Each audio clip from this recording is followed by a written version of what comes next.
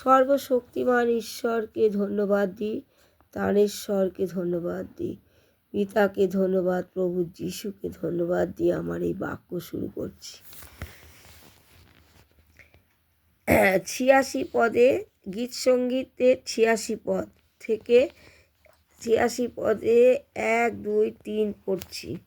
দাউদের প্রার্থনা।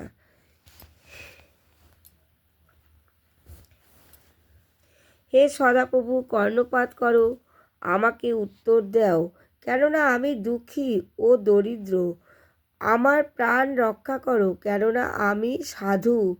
হে আমার ঈশ্বর, তোমাতে বিশ্বাসকারী, তোমার দাসকে তুমি ত্রাণ করো।